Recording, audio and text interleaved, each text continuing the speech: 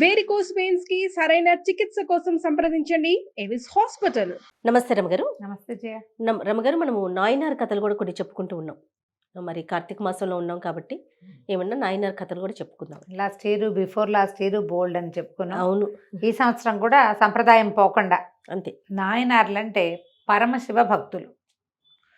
తమిళనాట సుప్రసిద్ధ భక్తులని నాయనార్లు అంటారు. తెలుగునాట అలాంటి ప్రత్యేకమైన పేర్లు లేదు, కనిపించదు. అవును. తెలుగులో కూడా మనకి భక్తాగ్రగణ్యులు చాలామంది ఉన్నప్పటికీ పరమశివ భక్తుల్ని ప్రత్యేకంగా నాయనార్లు అంటమే మనం తమిళనాట చూస్తాం.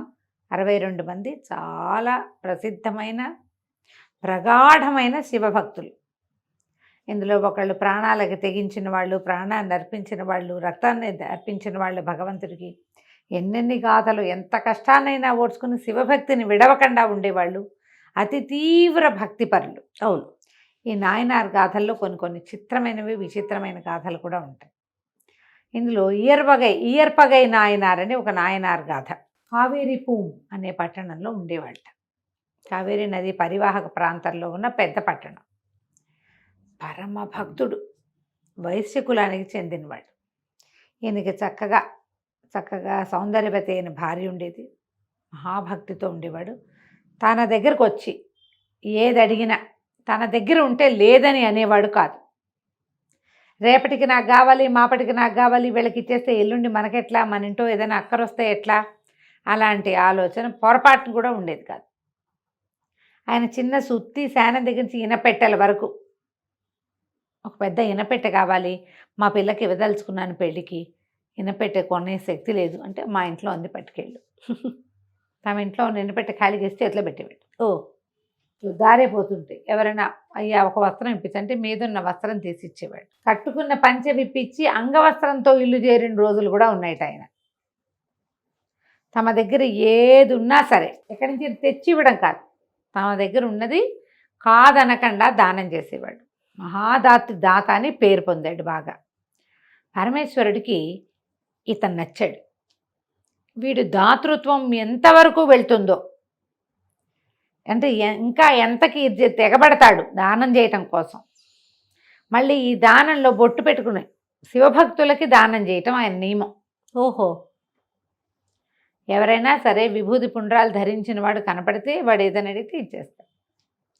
సరే, ఏం చేసేట పరమేశ్వరుడు ఒక బ్రాహ్మణ వేషధారిగా ఇయర్వగై నాయనారు ఇంటికి వచ్చాడు. చక్కగా విభూతి పుండ్రాలు ధరించి ఒక మధ్య వయస్కుడైన బ్రాహ్మణ వేషధారిగా పరమేశ్వరుడు వచ్చాడు.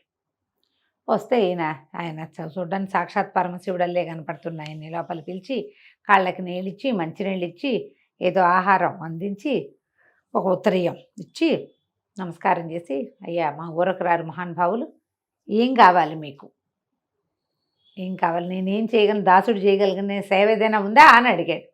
ఆయన నువ్వు చాలా దాతవని తెలుసుకుని వచ్చాను, నీ దగ్గర ఉన్నది కాదనకుండా ఇస్తావని ఊరంతా చెప్పుకుంటున్నారు.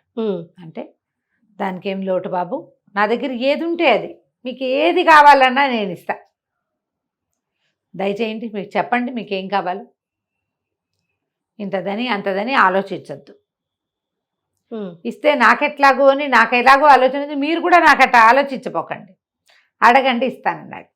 ఆయన మెల్లిగా ఆలోచించి, నీ భార్యను కోరి వచ్చానయ్యా నేను అన్నాడు. అలాగే అవశ్యం స్వామి, తీసుకెళ్ళండి అన్నాడు. ఇయర్పగై నాయనారు తన భార్యని ఇచ్చేయడానికి ఆలోచించలే, అలాగే అన్నాడు.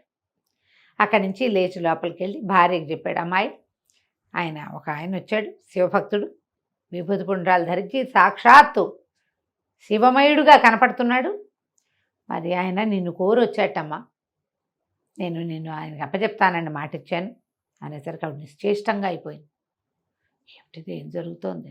కానీ ఒక నిమిషంలో తెప్పరిల్లి, శివభక్తుడు ఏది ఇచ్చినా శివుడికి ఇచ్చినట్టే అని భావిస్తాడు, పరమేశ్వరుడికి దానం చేయబడ్డా నేను అని ప్రాణాలు దేటో తెచ్చుకొని ఇంట్లో ఉన్న పని వాళ్ళకి ఎవరికో చెప్పి వెనకాల వచ్చింది. ఇదిగోండి నా భార్య స్వామి, తీసుకెళ్ళండి అన్నాడు. ఇంతలో ఏమైంది, ఈ వెనకాల పెరట్లో ఈ కథ అంతా విన్న పని మనిషి పరిగెత్తుకుంటూ వెళ్ళిపోయి ఆ సందులో, ఇప్పుడు అప్పట్లో ఏంటంటే కులాల వారీగా ఇళ్ళు ఉండేవి కదా, పక్క ఇళ్లలో ఉన్న వీళ్ళ పెద్దనాన్న పెద్దండ్రి పిల్లలకి వాళ్ళకి ఆవిడ పుట్టింటికి కబురు చేసేసి వీళ్ళు అవి ఇవి చదువుకుని వాకిలకు మంది దిగేసరికి ఆయన చుట్టాలు వచ్చి పడ్డారు. ఆయన చుట్టాలు రాల, ఆవిడ చుట్టాలు వచ్చారు. ఇదేమో ప్రతిష్ట. ఎవడో దారిపోయే బ్రాహ్మడికి భార్యను దానం చేయటం ఏమిటి? వాళ్ళ కాదని అరిచి కేకలు పెట్టారు. మాణాకర్రలు తీసుకొచ్చారు కుర్రకారంతా కొంతమంది. ఈయన ఏమైనా సరే ఒప్పుకోలే. దానం అంటే నా దగ్గర ఏది ఉందో అది నేను దానం చేస్తాను. భార్య నాది, నాకు దత్తమైంది, నాకు దానం చేయబడిన వస్తువు, ఇస్తానంతే అనేసరికి చుట్టాలంతా అరిచి కేకలు పెట్టారు. కానీ ఈయన అన్నాడు, అయ్యా మీరు బయలుదేరండి అని బ్రాహ్మణ్ణి పంపించబోయాడు. బ్రాహ్మణుడు భయం వేస్తున్న వాడిలాగా పెట్టాడు మొహం. భయంగా ఉంది, ఒకవేళ నేను ఊరు దాటే లోపల వీళ్ళంతా నా మీద పడతారేమో నీ చుట్టాలు అనగానే ఆయన అన్నాడు, ఓ బాణాకర్ర తీసుకుని పదండి బాబు, నేను మిమ్మల్ని దింపొస్తాను, మీరు ఏ ఊరు వెళ్ళాలో ఆ ఊరు నేను మీ వెనకాలే వస్తానని బ్రాహ్మడు ఈ ఏర్పగైన ఆయన భార్య ఆ వెనకాల బాణాకర్ర పుచ్చుకుని వీరభద్ర అవతారంలాగా కనపడుతున్న ఈ ఏర్పగైన ఆయన కూడా బయలుదేరారు. బయలుదేరేసరికి బాగా నడిచి వెళ్తుంటే వీళ్ళు ఈవిడ చుట్టాలు ఉన్నారుగా, వాళ్ళు ఊళ్ళో ఉన్న కొంతమంది క్షత్రియుల్ని పోగేసుకుని ఇది చాలా అన్యాయం, స్త్రీని దానం చేయటం ఏమిటి, కన్య తండ్రిది, ఆయన కన్నాడు, ఆయన దానం చేసి ఉత్తమ సద్గతులు పొందాడు. ఇప్పుడు ఆమెని భర్త ఇంకొకళ్ళ దానం చేస్తే అది వ్యభిచారం అయిపోతుంది, దానం అవ్వదు. అది ఇట్లా చేయకూడదు, ఈ కులం తప్పటం ఏమిటి, పద్ధతి ఏమిటి, స్త్రీని దానం చేయటం ఏమిటి అని అరిచి కేకలు పెట్టుకుంటూ ఒక పెద్ద సమూహంతో వచ్చి పడ్డారు.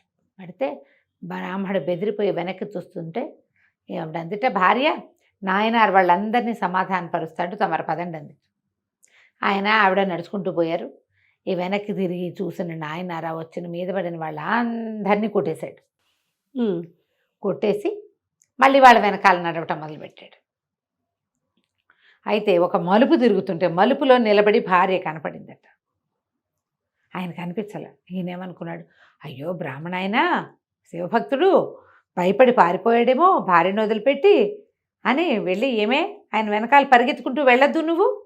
ఆయన ఎక్కడికి వెళ్ళాడంటే, ఆయన ఎక్కడికి వెళ్ళలేదండి, ఇటు మలుపు తిరిగాము ఇద్దరము, చూస్తుండగానే మాయమైపోయాడు, నాకు కనపడలేదు అనేసరికి అటు ఇటు వెతికారట ఇద్దరు.